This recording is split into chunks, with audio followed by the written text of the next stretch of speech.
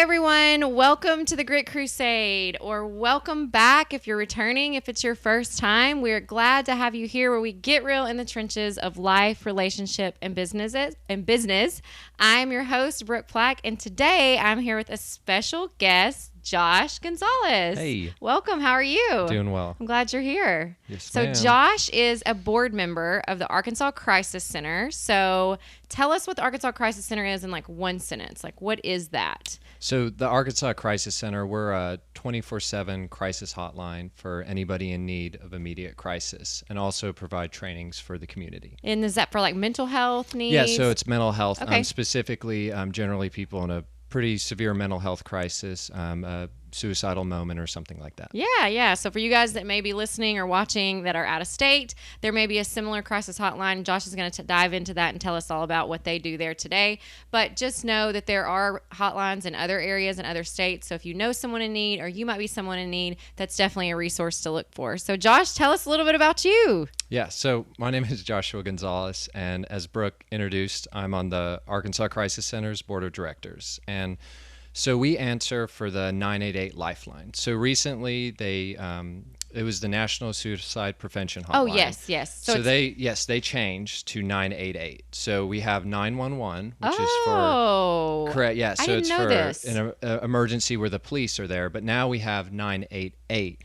So you can pick up and anywhere in the country. Oh, and then they're going to get to a crisis hotline even in their states. Correct. Yeah. Okay, so cool. it's locally based. So if you call 988 while in Arkansas, you'll go to one of the centers in Arkansas. All right. Great. So, all right. And so you are on the board of directors there. Yes. You started with the crisis center though in a different role, right? Yeah. So I started working there as a volunteer. So I went through the training, and I was a call specialist on the line. So I answered the line for about 2 years. So what brought you there? So you're from out of state. So you're from New Mexico. I'm from New Mexico. From New Mexico. You went to school, high school here in Arkansas. Yeah. And you weren't just altruistically gifted and decided to go work with a hotline. So tell us a little bit about your journey of what brought you there, and that even being something that you were called to do. Yeah. So going back, I struggled pretty severely with mental health, and I actually got to the point where I was very seriously thinking about suicide, and got to the point where I had an attempt planned and all of this stuff. And how old were you at this time? So I was at University of Arkansas at Fayetteville. So I had graduated high school, and I went there for college. So it was my first semester there at college. So you're like 18 years old. Yeah, right? around like 18 or 19 years old. All right. And so you're at college, and you are struggling with depression.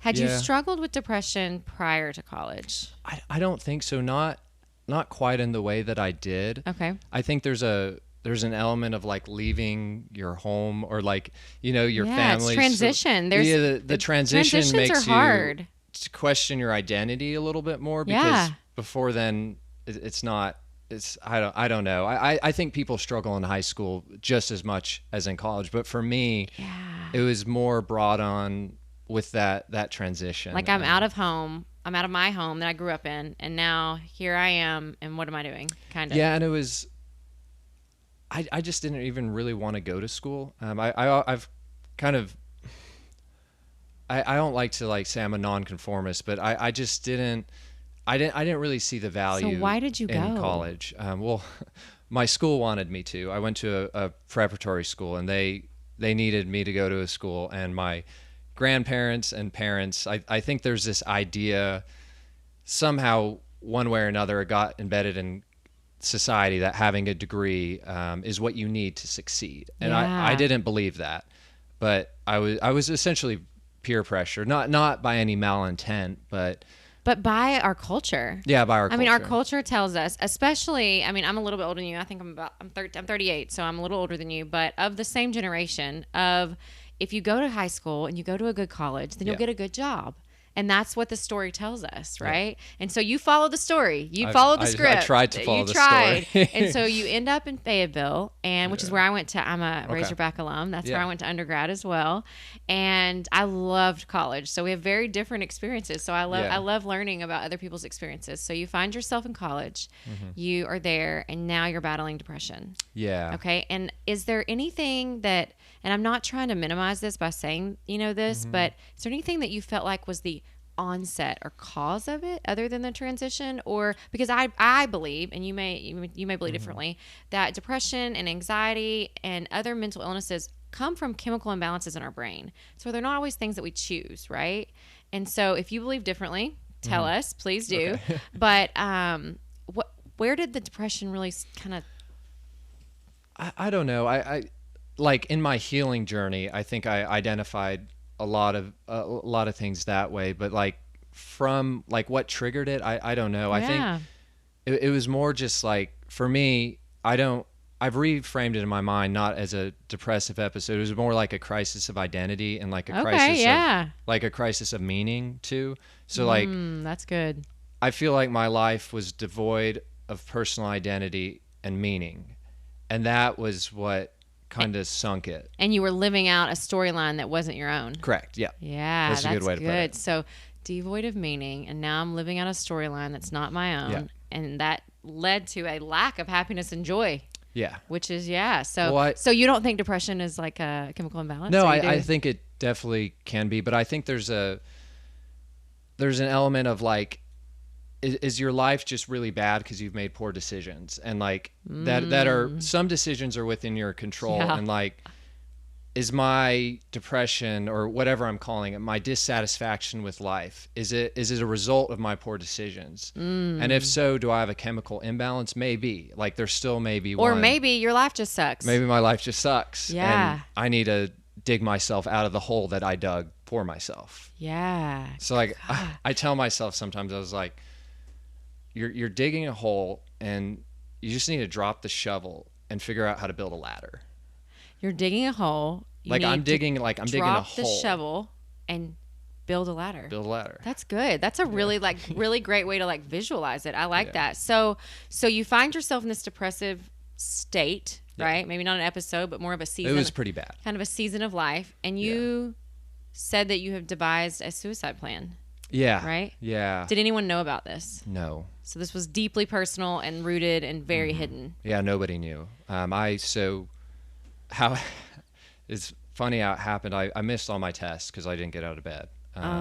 So I was doing the makeup test that I had to do, and I was sitting in across from my dorm with a Spanish teacher. Yeah. Some test. What dorm did you live in? Founders. It was a newer one. Oh, that they built. bougie. Yeah, bougie private dorm. School kids. Yeah, just kidding. So I was there, and we're doing the test, and I just looked up, and she just made eye contact with me, and I just crumbled and just broke down and started crying. Oh my gosh, it's like her divine spirit like was calling to your spirit, or like y'all's souls were like connected somehow. I don't know, but whoa. She just looked at me. I mean, if you truly make eye contact with somebody, it can be a pretty uncomfortable thing. And personal. Yeah, it can and be. So you just it's hard to hide things. Crumbled. Yeah. And then what happened? So she's just like, "Are you okay? Do you need help?" I was like, I just need, like, I just kind of left. I was like, I'm gonna get help, blah blah blah blah. And then I went back to my dorm, and I got in the shower because, like, I don't know, showers always relax me, but I hated myself so much. I choked myself out, and I just started hitting myself, like bruises, like pretty self-mutilation. Yeah, I guess. Yeah. Not great. So then, not your finest moment. Not my finest moment. Yeah. Went back and got a knife, and then I'm just like, okay, well, this is getting a little out of hand. There's something in that brain. It's like, hey, so I called the hotline. Actually. You called the Yeah, suicide so hotline. I called a hotline. And so that's how you got connected with a hotline in the first place. Yeah, that was my first So when experience. you called the hotline and someone answers. Yeah. Okay. And you tell them how you're feeling. Yep. Because I'm sure if there's people, I know 100% if it's not when this podcast or, YouTube video is released, at some point someone will listen to this that needs to call a hotline.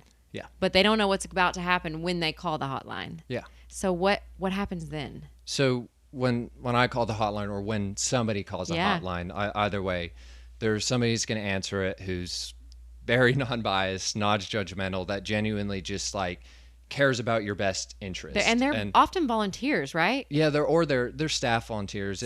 Okay. It's usually both. It depends on the line. Like we have both at our agency. Okay. We have 9 staff and 8 volunteers. Wow. People that really just genuinely want to help other people. Yeah, and people that are willing to listen. Man. Because some people just, like, not in my situation, I didn't need somebody to just listen to me. I needed some intervention. But let's say I called maybe a few months prior when I was just real depressed and wouldn't get out of bed. Like, having somebody who will listen, because a lot of people don't judge listen. you. Exactly. Yeah. Is a big thing. So like all our specialists are trained in very active listening, how to actually, a lot of people don't know how to listen. It's a very hard thing to do, to truly listen to somebody and to make them feel heard, right? Because like you can just have your ears open and process information, but you also have to, how do you respond back in a non-judgmental way? How do you make them feel heard? How do you make them feel understood? Yeah. And that on our like very non-emergent calls, that's a very successful outcome. If somebody leaves feeling heard, and because a lot of people go through life not feeling heard at all, even in their own homes or relationships at work, wherever. Yeah. I've hired staff members before that have told me that, the talking about their prior workplaces and not necessarily being derogatory, but just saying no one would ever listen. My voice didn't matter, and that's a big deal. So you call the hotline. Yep. And you tell them the truth, I'm assuming.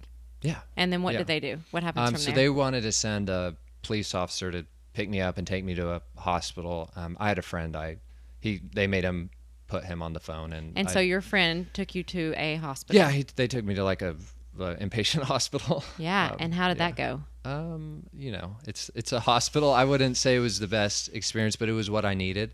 Yeah. At the time. It's a wake up call, because then family knows about it. As my mom listens to this, she'll love that. Yeah. The call she got, hey, your son's being taken to a hospital, so nothing a parent wants to hear. Definitely. I was on the opposite end of that. So my mom struggled for years with mental health and addiction. And so I have had her in and out of almost every inpatient and outpatient facility in the state, and definitely in Central Arkansas. And so I was on the flip side of that. And it's very hard because you don't know the best thing to do when you don't know what to do, So your friend takes you, you go to an inpatient facility, and then you somehow are sitting here today. Yeah.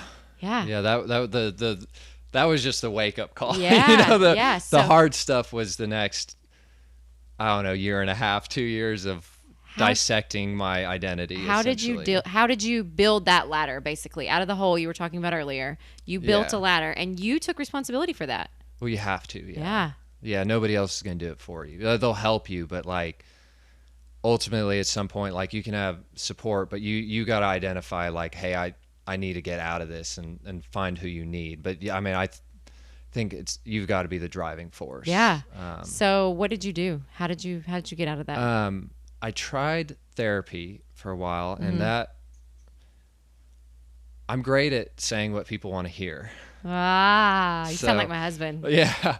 He'll be rolling his eyes when he listens to this. That's what he tells me about therapy. He's like, I can tell them exactly what they want to hear. I'm like, that's not the point. Yeah. And I did that. It was very, very helpful but a lot of it was like, for a while, it was more like just responding to crises in a way, in my like mini crises, no more big events, but it was just response mode. Like, and I had a very patient psychologist who helped me with that. And at one point she threatened to fire me.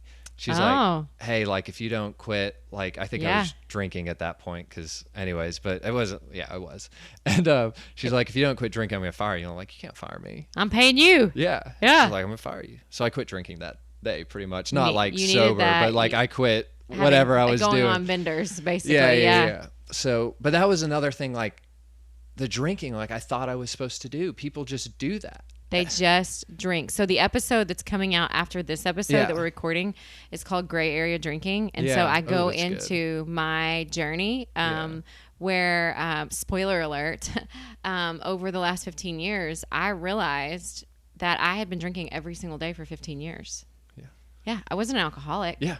But damn, it's Yeah, culturally yeah. Yeah, culture. exactly. It's Yeah. in our culture. It's in the thread of Yeah. everything that we do, and it's not only accepted but expected everywhere. And then like you start doing research on like ethanol and the effect on the body, and like And your prefrontal cortex, and your your liver, liver. your stress, inflammation. It's like, brain whoa, fog, all the things. why am I doing this? Yeah, because everyone else is doing it. Because that's what we should do. Yeah, and that's right? how my life went to trash. Yeah. So Take note, kids. Here we are. Yeah. So you have a therapist. She's helping you get through this, and then did you stay with her? Yeah, no. or- So I stayed with her pretty much the whole time until I released myself from therapy. Yeah. That was probably 2 years ago or something. Yeah. But I mean, graduating from therapy is like a congratulations. Like I Yeah. feel like somebody should give you a sticker. I've graduated Yeah, like 3 yes, times from therapy yeah. because I feel like therapy for me is a seasonal. There's Yeah. seasons in life where you need that support, and there's seasons Yeah. where you're not as much. But like, what I finally realized is like, I mean, I've heard people say this too, but nobody was coming to save me. Literally. Yeah, like this was on me. Like I know people were out there trying to help me, but like, finally, I just like it hit me like, I gotta mess the situation. Like Yeah. it's I gotta figure it out myself. So this is where like stuff started turning. I'm like, okay, I just have to get disciplined, like to some level, not like crazy, but I need to start reading. So I was having emotional issues. So I started reading books on like the evolutionary origin of emotions. Like I was like, okay, I'm feeling this. Why do humans feel things? Like I needed to know that. It bothered me. So I learned why humans felt things, why we have anxiety responses, what that triggers in our brain, why we respond with, a flight, fight, or freeze state, and the different reactions that go on your body. So I'm like, I basically had to dissect myself and study myself as if I would study for school or something like that. And I had to, I realized just like my foundation was not proper. Like the foundation of me had rusty rebar. It was crumbling. It had water cracks and all this. So I had to lay a new concrete pad. I had to build new rebar. Yeah. And like I had to build something that my life could stand on. Because Yeah. what I had now from my past, from everything, like it just needed to be improved. Like just like we improve houses and stuff. I needed to improve it so it would You last. needed a remodel plan. I needed a remodel. So I remodeled the foundation of my life, and that was very difficult. It was because to do that you have to unlearn conditioning, conditioned behaviors, and that like is way more difficult than it is talking about it's it. the hardest thing I've ever done. Yeah. Not relapsing into conditioned behavior. I've done some really hard things in my life, like exercise wise. Like nothing has been harder than stopping patterns from re-triggering. It's the hardest thing, but that's where that discipline and self-awareness comes in. Yeah, that's good. That's Yeah. good stuff. All right, so we're gonna do a little segment. We're gonna take a Okay. break, and then we're gonna talk some more about your work with the board and your Arkansas Crisis Center too, Okay. and kind of your approach to life on like you've got a really neat approach of how people can fix their own shiz, right? Yeah. All right, so we do a segment called Trivia in the Trenches on the Grit Crusade, and I ask you a trivia question and you try to answer it, and we only had one person ever get it right. So and then if I'm doing a solo episode, I just ask the camera, and then I usually get all giggly because it makes me laugh, and so anyhow, but I feel like this one's not very hard, but I feel like it's relevant to what we're talking about. Okay, so if you guys are still watching and following Josh's story today, be sure you like us on YouTube. Give us the thumbs up things. We're working to increase our following and boost up in the algorithm so that we can continue to share messages like Josh's with everyone else as well. And or be sure you follow us on your favorite podcast streaming platform as well. So here is your trivia in the trenches. What color is oxygen in liquid or solid form? Blue. Yes! Yay! I feel like that one's not super hard. Yeah. So the reason I thought that was really interesting is because I feel like oxygen is the cure to like all the things, because our breath is the only thing that stays with us. So I'm reading this book about how to become like a monk, or how to live like a monk, and he talks about in there going to a monastery. He actually moved to a monastery as a business guy, lived in a monastery for a little while, and then came back to regular life.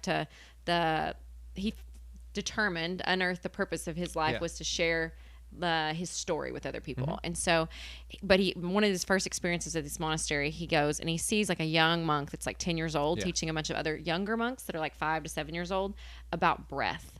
And he was like, but why are you teaching them that? It's like, but the first lesson they teach them in these monasteries is how to pay attention to your breath, because no matter what happens in life, love, loss, riches, poor, the only thing that stays with you from the moment you're born until the moment you die is your breath. And I was like, oh, that's like really impactful, you know? So yeah. Anyway, super interesting. And now you're the second one. The first one was we were talking about cousins of a cockroach to a girlfriend of mine that grew up on a farm, and she knew the answer to. I can't remember what it was now. I think it was grasshopper, but yeah, I don't really remember. So Google that, because I don't know if it's right. So all right, so back to your story here. So you have done some hard work on yourself, right? And you started building this ladder and then you end up as a volunteer. Yeah. So at what point did you decide, let's give back? It's time. I'm in a place now where I can turn around. I always feel, I have this kind of saying I tell people is, when you go through really hard things in life, I feel like there's always a point afterwards where you have the opportunity to turn around on your journey and tell someone else, you're going to be okay too. I've been there. Now you can do this. Now come on. It's almost like you get to be their guide. You don't have to do it, but now you're there. Sometimes you can do that. I mean, you know, I've always, I love this hope, like, hey, we can, because I've done it, somebody else can do it, but it looks so different for everybody else. I understand like kind of what you're trying to say, but it like, I guess for me, it kind of, it started more, so my Scoutmaster growing up, I did Boy Scouts, got my Eagle Scout. Oh, congrats. That's a big deal. Yeah. So like a huge achievement. My Scoutmaster had this saying he ingrained in my memory, and it was, give back to those who have given to you. Yeah, that's good. And so that's a core foundational life principle for me.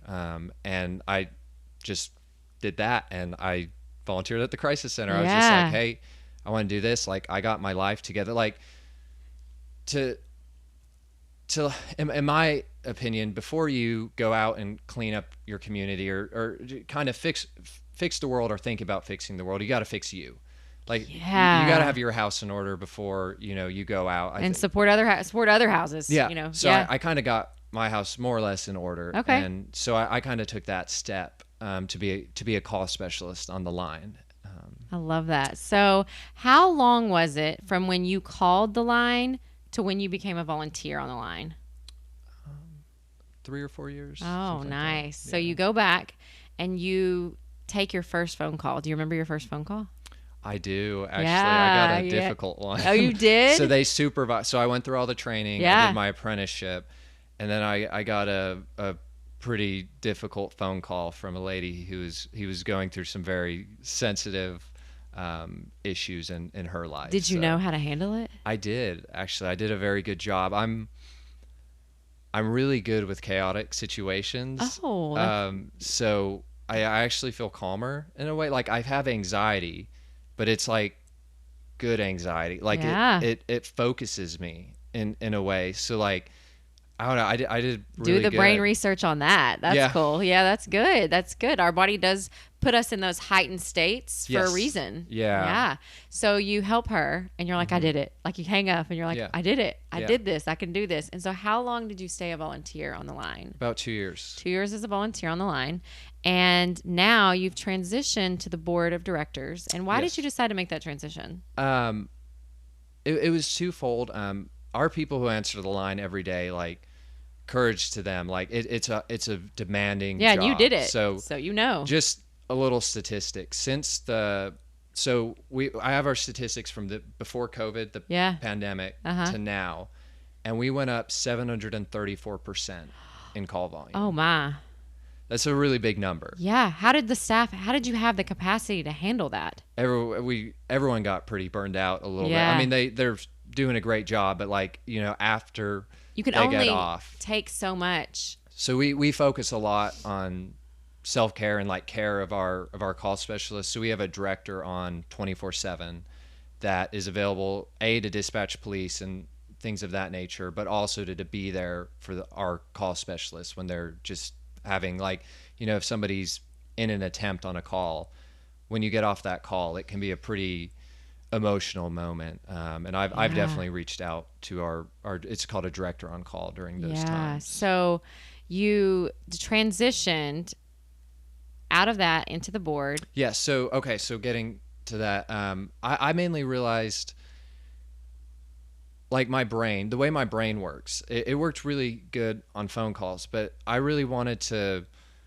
think bigger picture. I did some fundraisers for them, and I enjoyed the fundraisers that I did, but I really want to grow our agency, and I want my time to be spent on the growth. And so you had a calling for, like, kind of business development, basically. Yeah, essentially.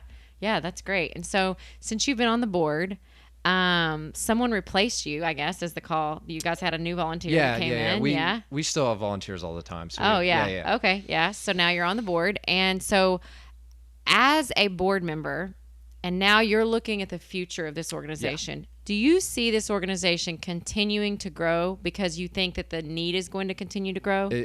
Well, based on our 734% increase. That's what I'm sitting here thinking. More than 22,000 calls last year. Oh my. I mean, that's like almost 2,000 calls a month. Yeah. Literally. Yeah. And just to think if you weren't there, like, that's like you are saving lives every day. And that, my frustration with, as I've joined the board, is like getting this message across. Like, people don't realize, like, our agency, we make the difference in some instances of somebody's kid dying or somebody's dad dying. Yep.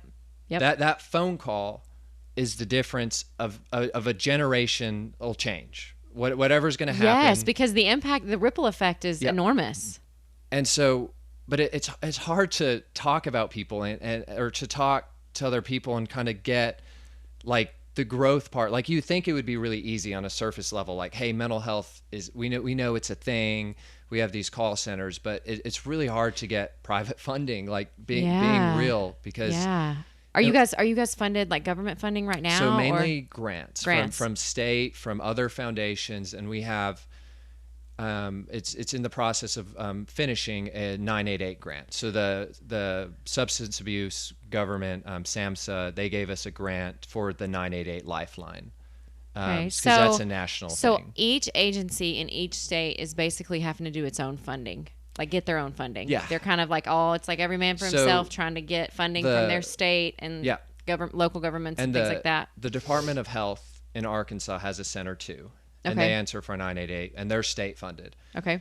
But we don't get that state funding that they get, and we've just had our volume go up so much, and the funding doesn't we didn't have a 734% increase in funding. So why is there a need for you guys and for the state's hotline? Just volume. I mean, if we answer 22,000 calls, I can't imagine what they answer. Okay, so it's just the pure need of it. There's just so many people. Oh, it's so if you call 988, what's the difference in someone getting to the Arkansas Crisis Center versus getting to the state? There's no difference. It depends on who picks up the call next. Yeah, it's who picks up the call. And everyone's trained the same or similar, and all that kind of stuff. Okay.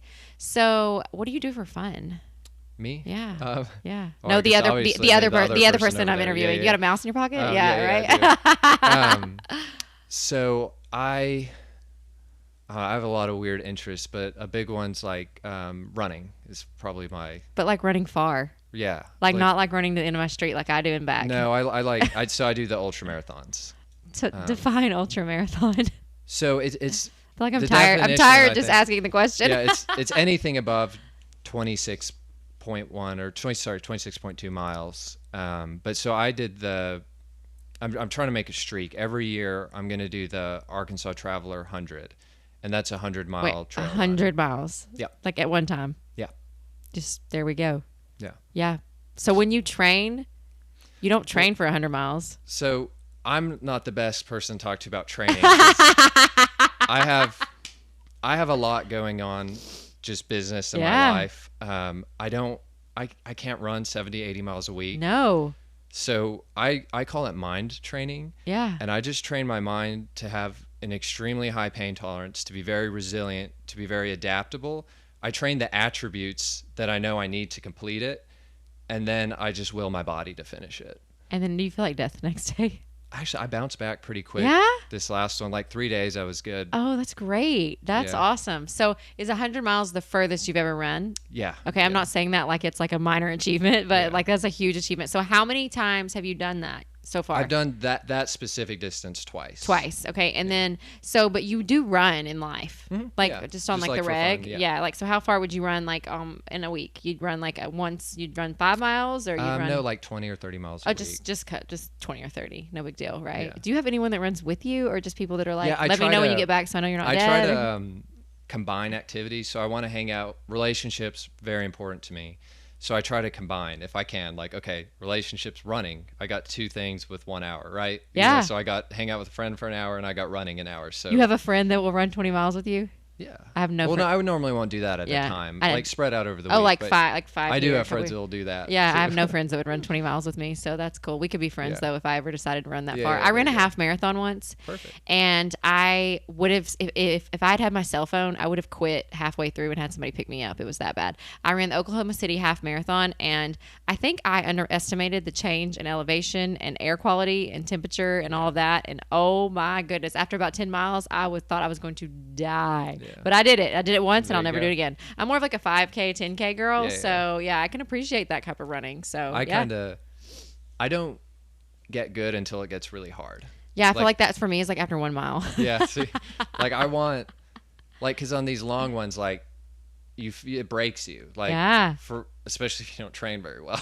Like you. it breaks your soul. Yeah. And like you have to figure out, well, I don't feel like I can even take another step. How am I going to finish? Like, how do you do that? And it's really just training for life for me. I could care less about the run, the distance, the The medal. speed, any of that. I got to finish in the time, so I Yeah. got to worry about speed. But I just want the experience of complete hopelessness, and then finishing somehow. I don't know how. Seems like a theme in your life.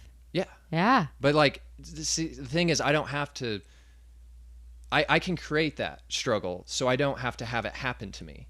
You know, so when something happens in life, like, hey, this is like that one time where you like, you're in the same thing. You don't feel like you can finish.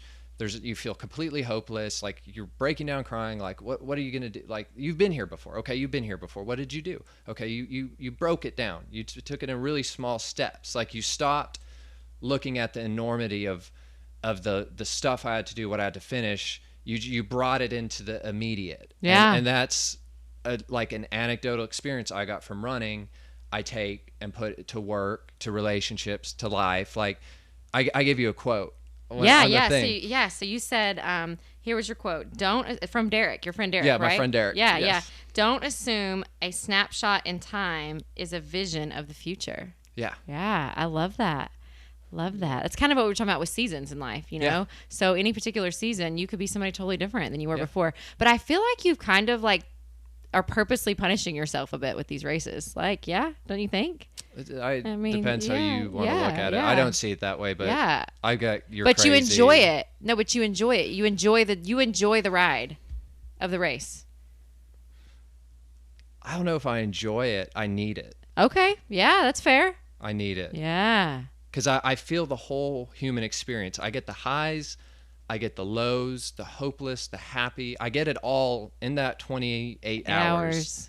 I get it all. When night hits, just make it till morning. And then the morning comes, the sun hits you, and it's just a raw. It's so raw, the experience. Like, it takes you out of the comfortable, like, Tempur-Pedic bed, Amazon Prime, this, that, grocery store, to like, this is raw. Like this is real. This is pushing your body beyond what you think it can do. And Yeah. this is like exercising more of that human spirit. I think that's why I hike. Yeah. Yeah. Like, I mean, yeah. 13, 14-mile days with a heavy pack on your Yep. back, and to purposely put ourselves in the middle of the woods Yep. and have to make our own fire and cook our own Yep. food and do all that. Yeah. Yeah. Yeah. It's like that same like kind of rawness. So I get that. Yeah. That's cool. So you have a question for me. Yeah. You had a do. question for me. You said, do you remember what it was? It was, what is a lesson you've learned in one of your darkest times? Yeah, so I usually don't think about my answers before, but I got two answers right away when I read the Okay. question. So I have two things there. So the first one is I've been divorced 3 times. Okay. And so my first 3 marriages were my 20s, and I learned through that. I learned a lot of things, but the main thing is you can't fix people. And I can't tell you how many pairs of bar stools that I've lost in a divorce. Literally, the answer is 3. I feel like every time I got divorced, I lost my bar stools. And so it was like realizing over and over that first of all, I was in a repetitive cycle of doing the same thing. And by the time I got to my 3rd marriage and it didn't work, I was like, kind of what you talked about earlier.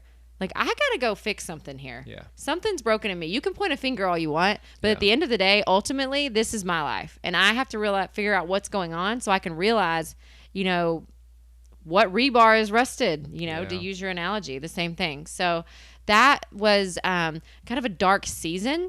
A dark moment would be for sure. So my mom committed suicide in 2013. And after that, so she died in September. Mm-hmm. I started my business in December, so 2 months later. And so in January, I started teaching at a facility. No, sorry, in March, I started teaching a facility that was not my garage. Mm-hmm. So I started my first lesson, teach my first cheerleading lesson in my garage. And I remember having to sign a lease 2 months after that in May. And I was scared to death. I was a public school teacher. I was single. I made like $30-something thousand a year. Like, I was barely making ends meet. I had my own house, had a car payment. Like, I was doing everything I could just to make it. And I was scared to death to sign that lease. And I remember thinking, my mom has already died. Like, what else do I have to lose? I have nothing else to lose, And it was like in that moment, like during that, like of life is really just a series of decisions. And if it doesn't work out, you can just make a different one. Yeah. And like, it's okay to fail. And so, yeah, I think that's what I learned, like through some darkest times for sure. Yeah, that was a good question too. Yeah. That was really good. Is there anything else you want me to ask you about that we missed? I think just like highlight, like we've talked about me a lot, and like, yeah, I think more just the crisis center, like kind of what we're like, I want to talk about what we need and stuff like that. Oh yeah, do like, that. Yeah, we kind of skipped over that. You I got good on you. I know, like all I know. this good stuff. So tell us. Tell us a little bit more about that, so we can know what's going on there. So kind of we kind of pivoted a while back, but we were talking about joining the board and like the direction we're going to go, like moving forward as an agency. Yeah. So one thing our board's like very focused on right now, our call line, we've been doing this 40 years. We got the call line down. We have that. Yeah. And so now it's like, how do we educate the community about how to notice these things? Because really, when somebody calls our line, we're reacting downstream. This situation has gotten bad enough that they're at the point of a lot of times imminent harm. So what could we have done 10 steps up the stream, per se, like up the river, to prevent it from somebody even having to call our line? Yeah, I like that. So that's where that educational piece comes in. So that's really, we're focusing a lot of time, a lot of energy into getting more certifications for our trainers. Yeah. To go out and especially like teach parents, like, hey, what do you do when your daughter is saying this? Is she being serious? Is she not? Or like she's talking about, what do you do? What's going on? Like, how do I support her? Like, I don't think a lot of parents were taught that. Well, in my journey with my mom, something I realized is there are no resources, especially at that time. It was 10 years ago, but there's no resources or a guidebook of what to do when. Exactly. Yeah. And that's what I want very deeply with my soul to change, because if we can stop it up the river so it doesn't flow down to an emergency response, that's a win. That's a huge win. Like, I don't want that to get that bad. in a way. Yeah, so how can we give the parents or caregivers or spouses or whoever these tools? So we have a training we offer. It's called Applied Suicide Intervention Skills Training, and it's a longer one. So it's a 2-day in-person interactive training. And I went through that, and it's one just to teach how do you identify the signs, how do you build trust with somebody, right? Because the hard part about mental health, and especially suicide, even going to drug addiction, is people don't want to talk about it. How do you build trust with somebody in 30 seconds to have them share the deepest parts of their life with you? It's a hard question to answer, right? So how do you do that, right? You validate, you don't judge, you don't just think about what you're going to say next. You actually listen. There you go. So, and then, building a safety plan, okay, well, how do I find resources? That's one thing so hard. Our agency does is somebody calls, we have an enormous database of resources to refer people to, and somebody can even call on behalf of somebody else. So if somebody doesn't know what to do and have a friend that's in immediate need of some type of resource, they can call 988 too. And they can help guide that person to some extent on what to do. But really getting more as a society, how do we deal with this? So we're going to start doing shorter trainings, like a 4-hour, it's called Safe Talk. And it's just how to have conversations about this, a more surface level, because these are not things we were taught growing up. We weren't. We didn't talk about it. No. Nobody talked about it. And it's and the US is behind on that. We're behind other parts of the world because it is more normalized in say the UK, for example, to talk about mental health than it was. And I think a lot of that has to do with Princess Diana and the struggle she had and how passionate Kate and William were about bringing that awareness about. But it's not something in the US that has been. I think it is getting there. Yeah. And I think too, just normalizing conversations. We label things so much with issue, this is an issue, or mental health issues or diagnosis, which are very medically relevant, but also just it's okay. We don't have to judge these people. Let's just talk about life and share. So many times there's so many people that they just don't know they don't know it's okay to talk about their story or to share their story, because there's so many people that don't validate that don't know how to listen. So they're negatively reinforced. Every time they try to talk about their identity, their story or something, they get a negative. Or this is what you should do, or you should just. My best friend Danny says a safe space to land. Sometimes people just need a safe space to land. Yeah. Just to be able to talk and not have anybody telling them what they should or shouldn't do. And we were talking before this, we were saying should. Well, should according to who? Right, yes. According to your mom, according to your coach, according to your teacher. Does your teacher know how to live your life better than you? Right, yeah. Do they? Yeah. I mean, it's just should according to who? These beliefs, a lot of people aren't challenging them. Yes. So I was reading some stuff the other day about really looking back on what is it that in that monk book, same book I was talking about, looking at some beliefs, long held beliefs you have, and figuring out where they came from. Yeah. Because you have to, that's hard though. It's hard because sometimes it is a teacher or a coach or a parent and sometimes you have no idea why you even. Society. Yeah. TV shows. We grew up watching TV all the time. Kids now watch TV, but they watch YouTube and different things. But we were watching sitcoms, and that was telling us what the American family should look like. Yeah. And there we should again. So yeah. So you guys are focused on resources, focused on education. And what can the public do to help you or the Arkansas Crisis Center? Yeah, so they can go to our website. Yeah. It's arcrisis.org. Okay. And on there, of course, donations are one of the most helpful things. Absolutely. Even $5 a month, you'd be surprised. To a nonprofit, that makes a difference. Makes a huge difference. And then also getting involved. If you want to answer the line, we'll train you. We need volunteers. We do a quarterly training. But also people if you know how to do a website, if you're good at social media, if you have a big network of people and you want to do a fundraiser, you want to bring awareness to mental health, we'll sponsor you and we'll give you our information. We'll support your efforts and have events. I'll come speak. Stuff like that. Getting us more out in the community, like, so it doesn't have to be answering our line. If you just go to our website, there's share your post. Share a post. Yeah, little things And- like that. That's always things I say that people can do for free is just sharing someone else's post, tagging somebody else that they know might be interested, and just liking and following your page and increasing your community online. So that's great stuff. Yeah. Is there anything else you want to ask me about? Why did you feel there was a need to have conversations about grit and for getting real into tensions? Like, why did you identify A, there was a need, but B, why did you solve it? Like, what made you do it? So I think the reason, I don't think I know, the reason that I identified the need is people weren't talking. People aren't talking enough about the real stuff going on in life. And there is a time and a place to have beautiful pictures online and Instagram worthy filters and those things, but that is not real life.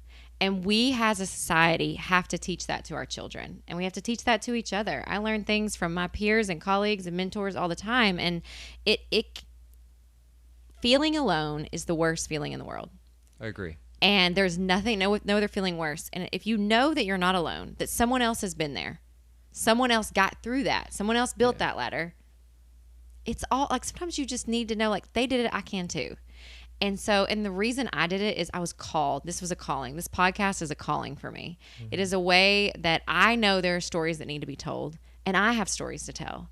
And so I'm using my resources and this platform to try to bring awareness to all different issues that all essentially tie back to our own identities and our own mental journey and our emotional awareness and well-being. So, yeah, those are good questions. I like hard questions. You said issues, but like, are things issues if they're just like a natural part of our experience? Like, is pain or sadness, is it an issue? I think I mean like issue is like concept more. Okay. Like topic or concept more than like issue as in troubling. Because like that's kind of the thing I want people to clarify, because like so much of this, like pain, happiness, sadness, like it's all part of like being a human, you know? And like the tough seasons, the easy seasons, the good seasons, and like sometimes reframing how you see them and like just wanting to get out of it or avoid it, which of course we don't want to suffer, but sometimes everything's just part of life. Like, you're writing chapters of your book as you go, and these book chapters are all going to look different, and sometimes not just projecting like negativity on this, like, hey, I'm sad, you know, I lost somebody, you know, this is natural. This isn't an issue. This is a natural response. So what's a word that we could reframe issue? Because like you think, okay, like political issues, those aren't always like bad. Sometimes they're just like a conversation topic. So like, if you don't call it like a mental health issue, do you call it like, what do you call? What's another word we could use? We're going to claim it right here. Yeah, we're going to claim it. We're going to claim it in the middle of this podcast. Do.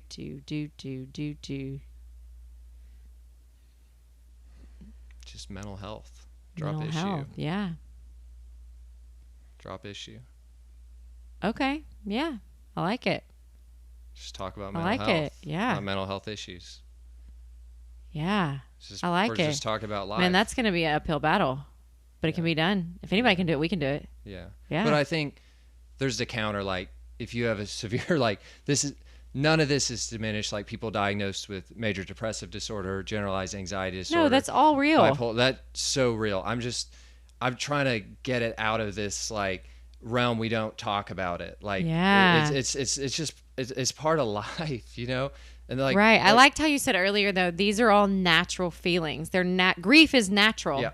Pain is natural. Joy is natural. And they're all different experiences. Yep. Mental health experiences. There you go. Emotional experiences. You like that word? I feel like it's very Disney. I feel like it's a little it's a little Disney for those World. bad chapters. Yeah, it's a little Disney World. Grief experience. Yeah, that sounds a little. But I mean, sugar coated. Life's rough. Like, man, right? It. You know, my perspective has changed a lot from being on the line. I also do some divorce legal work. I'm at a law firm, so I've seen a lot of. Through all this, a lot of sexual assault, a lot of really people in really rough situations, and like it's good to be like uplifting and like, hey, we got this, let's uplift. But life is really hard for some people. Some people have gotten dealt a really, really, really bad hand, and it's a struggle. You know, like I talk to people, their whole families died, they have nobody, they're in between shelters, you know, so like there's always that. It can be really, really rough for some people. I never want to say to project my experience onto somebody else. Yeah. Right. And I just don't, because I'm different than other people. They're different than me. So just that's part of listening, right? I'm not going to project my experience, my story onto them all the time. In some situations, perfect thing to do. But to truly listen, you got to be that blank slate and just hear them how it is, and it's not always, it's real rough for some people. And like you said earlier, that's a learned skill. Oh yeah, you know what I mean? It's not something that always comes natural to us, and I think that if we're all being honest, we can all get better at that. Yeah, and even in our own relationships. So it starts with us. It starts with all of us making that choice to be more intentional. Yeah. That's a perfect mental word health for intentional. No, No, just yeah. intentional. I was trying to go for it. Yeah, I was trying to go for it. Well, okay. So I have one final question for you. It's been fun. I feel like I've learned something from you today. Like I feel like invested in like you've like poured into me today. It's a good feeling. Yeah. Yeah. You're like, I have. There you No, are. just kidding. Okay. So what's one thing you've always wanted to do, but you haven't done yet? I'm going to be difficult. I don't really have anything. Good. Your bucket list is empty? I don't know. I kind of believe that like if I think a lot about death. And I believe like I do too. If I die tomorrow, like there's this Stoic saying called memento mori, remember your death. Do you read the Daily Stoic? Yeah, I do. Yeah, me too. It's great. Yeah, it's good. I have a rule. I need to have every conversation that I need to have said in case I die tomorrow. I need to be satisfied with my life to the extent I need to give it all, everything I have in case I die tomorrow. So I have no regrets ever. So like, I don't know. Like I have some like maybe, I want to go visit somewhere, but like, like travel places and stuff, but like you've done everything you wanted to do. I've done everything I want to do. Like, I feel like I've lived my entire life. And I know this is weird coming from somebody young, but like, that's how I frame it. Like I could leave here right now and I could die in the car and I would be perfectly happy with that. I'm good. Like we're good. Josh is good. We've done it. And we've done it. So sorry for the difficult answer. No, to your that's question. good. I love that. I love that approach. So is there anything you have never eaten that you want to eat? Let's try that one.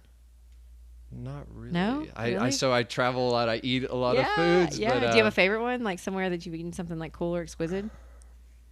I like macaroni and cheese, and that's not exquisite. So there's that. Yeah.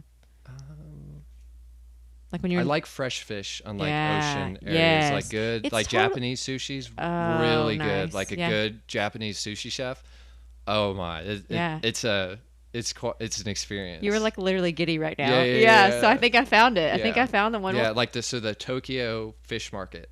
They have like. They get the fish, like it's fresh, like and they'll like literally right there, and they'll have all the tuna, and you can like get like they'll shave it off. It's incredible. It's great, yeah. That'd be one of the best. And you're in things. Japan, and so it's even better. Like the whole vibe is better. Well, thank you so much for being here today. No, thank you. It's been incredible. I'm so glad that I got to meet you. I feel like our soul 2 days ago. Yeah, I feel like our souls like needed to connect in this world. I so agree. yeah. Thank you so much for being here. Thank you, and thank you guys for listening. Until next time. You've been listening to the Grit Crusade podcast with Brooke Platt. Our theme song is Thunder City by Lunar Ray, licensed through Soundstripe. This podcast was produced by Luminate Media Group. Thank you for listening, and we will see you on the next episode.